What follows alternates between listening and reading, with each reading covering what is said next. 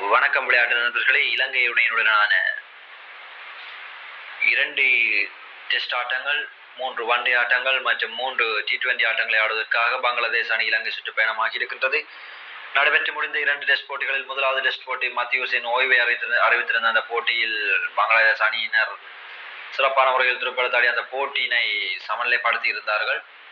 இரண்டாவது போட்டி கொழும்பில் நடைபெற்ற இந்த போட்டியில் சிறப்பான வெற்றியினை தனஞ்சேடி சில்வா தலைமையிலான இலங்கை அணி இன்னிங்ஸ் வெற்றியினை பதிவு செய்திருந்தது.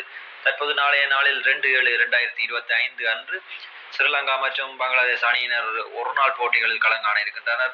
டெஸ்ட் போட்டிகளில் 1-0 நிலையில் முன்னிலை வைக்கின்ற ஸ்ரீலங்கா அணியினரை பங்களாதேஷ் அணியினர் ஒன் டே போட்டிகளில் வீழ்த்துவதற்கு தயாராக இருக்கின்றார்கள், வீழ்த்த வேண்டிய கட்டாயத்தில் இருக்கின்றார்கள். இந்த போட்டியை பொறுத்தவரையில் ஸ்ரீலங்கா அணியை சரித் அசலங்க அவர்களும் பங்களாதேஷ் அணி மெஹடி ஹசன் மிராஸ் அவர்களும் தலைமை தாங்கி வழிநடத்த இருக்கின்றார்கள். இந்த ஒன் டே தொடரில் விளையாட இருக்கின்ற இலங்கை அணியானது அவிஸ்க பெர்னாண்டோ, பதும் நிசங்க, ஜனித் லியனகே, கமிந்து மெண்டிஸ், வந்து கசரங்க, குசல் மெண்டிஸ், නිශාන් මදුසංග, සදිත සමරවික්‍රම, අසිත ෆෙර්නැන්ඩෝ, ඩිල්සන් මදුසංග, ඩිනිත් வெல்லாலகே, ஈஷான் மலிங்க, ஜெஃப்ரி வாண்டர்ஸே, மகேஷ் தீக்ஷண, மிலான் ரத்நாயக்க போன்ற 16 வீரர்களில் உள்ளடக்கிய இந்த குழாம் அறிவிக்கப்பட்டிருக்கின்றது. இந்த குழாமை பொறுத்தவரையில் மிகவும் பலமான ஒரு குழாமாகவே காணப்படுகின்றது. பதும் நிசங்க சிறப்பான ஒரு ஃபோமில் காணப்படுகின்றார். அதே போன்று கமிந்து மெண்டிஸ் இருக்கின்றார். வனது கசரங்க, குசல் மெண்டிஸ் போன்ற அனுபவமான வீரர்கள் காணப்படுகின்றார்கள். டொனித் வெல்லாலகே கடந்த ஆஸ்திரேலியாவுடனான போட்டியில் சிறப்பான பந்துவீச்சு பருதியை நிகழ்த்தியிருந்தார். அவர் மற்றும் IPL போட்டிகளில் சிறப்பான முறையில் தனது திறமையை வெளிப்படுத்திய ஈசான் மலிங்க, சன்ரைசர்ஸ் ஹைதராபாத் அணிக்காக விளையாடிய ஈசான் மலிங்க இடம்பெற்றிருக்கின்றார்.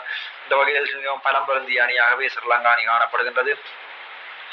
அதே போன்று பங்களாதேஷ் அணியை நோக்குவோமாயின் பங்களாதேஷ் அணியும் 16 வீரர்கள் உள்ளடக்கிய ஒரு பலம் பொருந்திய அணியாக அறிவிக்கப்பட்டிருக்கிறது. அனுபவம் வாய்ந்த வீரர்கள் உள்ளடக்கிய ஒரு அணியாகவே பங்களாதேஷ் அணியும் அறிவிக்கப்பட்டிருக்கின்றது.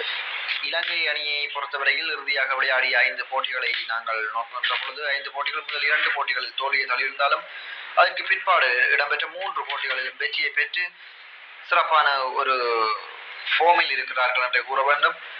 அந்த ஃபோமை தொடர்வதற்காக பங்களாதேஷ் அணியுடனான அந்த போட்டியை வெல்வதற்கு முயல்வார்கள். அதே போல பங்களாதேஷ் அணியை பொறுத்தவரையில் பங்களாதேஷ் அணி விளையாடிய இறுதி 5 போட்டிகளில் 4 போட்டிகளில் தோல்வியும் 1 போட்டி சமநிலையிலும் நிறைவடைந்திருக்கின்றது.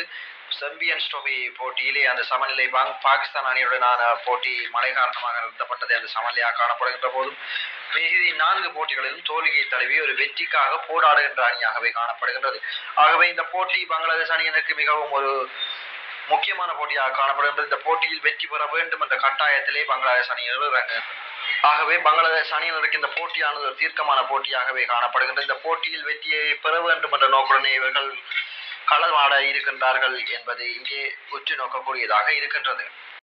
எனவே இந்த இலங்கை மற்றும் பங்களாதேஷ் அணிகளுக்கு இடையிலான இந்த போட்டிகளில் வெல்ல போவது யார் என நாளை நாங்கள் பொறுத்திருந்து பார்ப்போம். தொடர்ந்து தோல்விகளை தழுவிக் கொண்டிருக்கும் பங்களாதேஷ் அணியா அல்லாவிடில் புத்துயிர் பெற்றிருக்கும் இலங்கை அணியா வெற்றிகளை சுவீகரிக்கப் போகின்றது என்பதை நாளை பொறுத்திருந்து பார்ப்போம்.